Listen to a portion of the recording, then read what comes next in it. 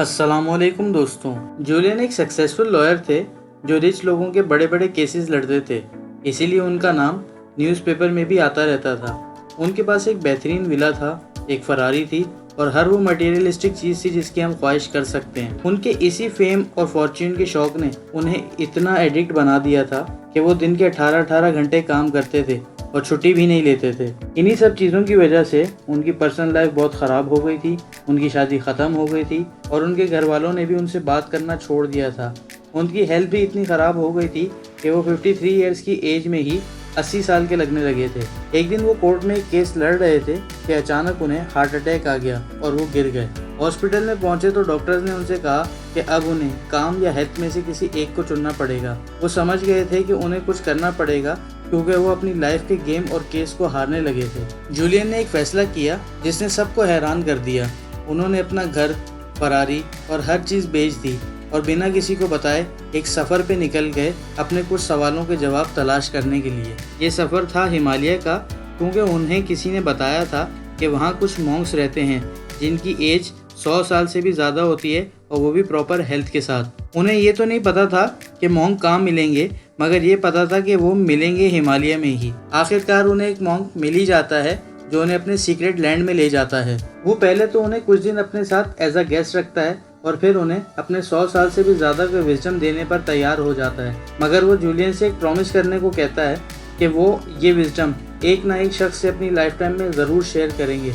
और फिर वो मॉन्क उन्हें ये स्टोरी सुनाता है। वो कहता है कि इमेजिन करो कि तुम एक हरे भरे गार्डन में खड़े हो और वहाँ तुम्हें एक लाइट हाउस नज़र आता है। अब तुम गार्डन में घूम ही रहे होते हो कि उस लाइट हाउस का गेट खुलता है और एक बड़ा सा सुमो रेसलर निकलता है और गार्डन में घूमने लगता है। उस सुमो ने सिर्फ एक वायर से बंधी लंगोट पहनी होती है। उसे उस गार्डन में एक स्टॉपवॉच मिलती है जिसे उठाने वो जा ही रहा होता है कि उसका पैर स्लिप हो जाता है और वो गिर जाता है। उसे देख के ऐसे लगता है कि वो मर गया है क्योंकि वो कोई भी हरकत नहीं कर रहा होता। लेकिन थोड़ी ही देर के बाद उसे गुलाब की खुशबू आती है और वो खड़ा हो जाता है और फिर उसे एक रास्ता नजर आता है जिस पे हर तरफ लाखों करोड़ों डायमंड्स लगे होते हैं और फिर वो उस रास्ते पर चला जाता है जहाँ हमेशा की खुशियाँ हों। अब जूलियन को ये बातें बहुत अजीब सी लगी तो उन्होंने मॉन्क से कहा कि आप बुरा ना मनाएं, लेकिन मुझे कुछ समझ नहीं आया। वो मॉन्क भी उनका रिएक्शन देख के समझ गया कि वो बिल्कुल कंफ्यूज थे। इसीलिए उस मॉन्क ने उनसे कहा कि मुझे पता है तुम्हें कहानी थोड़ी अजीब सी लगी होगी, लेकिन मैं काफ़ी दिन से सोच रहा था कि अपने सारे विजडम को मैं सिर्फ एक कहानी में कैसे समराइज कर सकता हूँ, इसीलिए मैंने एक कहानी बताई। अब ये कहानी कोई आम कहानी नहीं थी क्योंकि उस मॉन्क ने इस कहानी में 7 इंपॉर्टेंट लाइफ लेसन्स रखे थे जो हम इस वीडियो में आगे चल के देखेंगे। So let's begin. उस मॉन्क ने कहा इस स्टोरी में 7 ऐसे वर्च्यूज हैं जो हमारे 100 साल से भी ज़्यादा के विजडम को इंडिकेट करते हैं। Number 1, the garden. Garden symbolize करता है हमारे ब्रेन को, क्योंकि अगर हम इसमें अच्छे सीड्स डालेंगे यानी पॉजिटिव थॉट से इसे भरेंगे तो हमें अच्छे ही रिजल्ट्स मिलेंगे। और अगर हम इसमें कचरा यानी नेगेटिव थॉट्स और एनवी, जेलेसी, रूडनेस और ऐसे नेगेटिव थॉट्स से इसको भरेंगे तो ये दूसरों से ज़्यादा हमारे लिए ही नुकसानदेह होगा। इसीलिए मैं अक्सर कहता हूँ कि माफ़ करना सीखें खुद को। Number 2, light house. Light house indicate करता है हमारी ज़िंदगी के विजन और मकसद को, क्योंकि जैसे लाइट हाउस शिप को उसकी करेक्ट डेस्टिनेशन तक लेके जाता है वैसे ही हमारा विजन भी हमें राइट डायरेक्शन में ले जाता है। इसीलिए हमें अपने विजन पे फोकस करना चाहिए। Number 3, Sumo wrestler. Sumo wrestler represent करता है काइजन को, जिसका मतलब है continuous and never ending improvement. जैसे कि रेसलर को रेगुलर एफर्ट्स और प्रैक्टिस करने की ज़रूरत होती है, इसी तरह हमें भी खुद को इम्प्रूव करते रहना चाहिए और अपनी पर्सनैलिटी और अपने प्रोफेशन में पॉजिटिव चेंजेस लाते रहने चाहिए। Number 4, cable wire. कहानी का 4th एलिमेंट था केबल वायर, जो देखने में तो एक छोटी सी चीज़ है लेकिन उस रेसलर की इज्जत इसी पे टिकी हुई थी। आपने देखा होगा कि एक केबल वायर में बहुत सारे छोटे छोटे वायर्स होते हैं जो देखने में बहुत कमज़ोर लगते हैं, लेकिन कंबाइन होके वो इस केबल वायर को बहुत मजबूत बना देते हैं। ये रिप्रेजेंट करता है हमारे सेल्फ कंट्रोल और डिसिप्लिन को। हमारे छोटे छोटे पॉजिटिव एक्शंस मिलकर एक बहुत बड़ा पॉजिटिव इम्पैक्ट क्रिएट कर रहे होते हैं लॉन्ग टर्म में। अब ये बहुत सारे एक्शंस हो सकते हैं, जैसे सॉफ्ट ड्रिंक की जगह पानी पी लेना, जंक फूड की जगह घर का खा लेना, एटसेट्रा। Number 5, stop watch. ये रिजेंबल करती है हर इंसान के टाइम को, क्योंकि हम सबके पास दिन में 24 घंटे ही होते हैं, ना ज़्यादा ना कम। फ़र्क बस ये है कि अमीर और खुश इंसान अपने टाइम को वैल्यू करता है जबकि गरीब और नाखुश लोग इसकी कदर नहीं करते और इसे सही तरह मैनेज नहीं करते। अब ऐसा नहीं है कि आप हर वक्त कुछ ना कुछ करते ही रहें और कुछ ना कुछ सीखते ही रहें।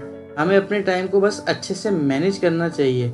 जो अगर आप सीखना चाहते हैं तो मैंने उसके लिए एक अलग से वीडियो बना रखी है जो इस वक्त आई बटन में शो हो रही है। नंबर 6, फ्रेग्रेंट रोज। आपने शायद वो कहावत सुनी होगी, जो हाथ दूसरों को फूल देते हैं उनमें भी थोड़ी बहुत खुशबू रह ही जाती है। ये रोजेज इंडिकेट करते हैं उस खुशी को जो हमें दूसरों को हेल्प करने के बाद मिलती है। क्योंकि इंसान चाहे दुनिया कमा ले, जो खुशी दूसरों की हेल्प करने में है वो किसी चीज़ में नहीं है। इसीलिए बड़े बड़े बिलियनर्स चैरिटी करते हैं और ट्रस्ट खोलते हैं, और हमें भी दूसरों की सेल्फलेसली हेल्प करते रहना चाहिए। Number 7, path of diamonds. ये रिप्रेजेंट करता है हमारे प्रेजेंट को, हमारे आज को। आपने देखा होगा कि अक्सर लोग या तो पास्ट के रिग्रेट्स में जीते हैं या फिर फ्यूचर की एंग्जाइटी या टेंशन में रहते हैं, जिसकी वजह से वो अपने प्रेजेंट को एंजॉय नहीं कर पाते। एक चीज़ आपको बता दूं, अगर आप अपनी खुशी पे कंडीशन लगाएंगे तो कभी भी खुश नहीं रह पाएंगे। कंडीशन लगाने का मतलब है अपनी खुशी को किसी चीज़ से जोड़ देना।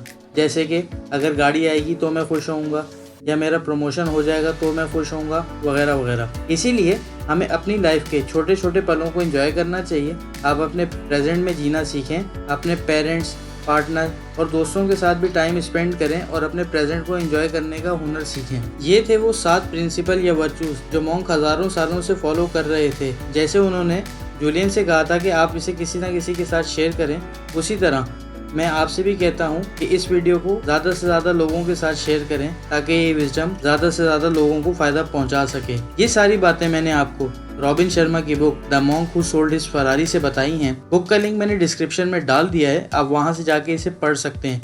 लाइक करें और शेयर करें इस वीडियो को, सब्सक्राइब करें और साथ ही बेल आइकन को प्रेस करें। कमेंट करें कि आपने इस वीडियो से क्या सीखा। And finally, thanks for watching.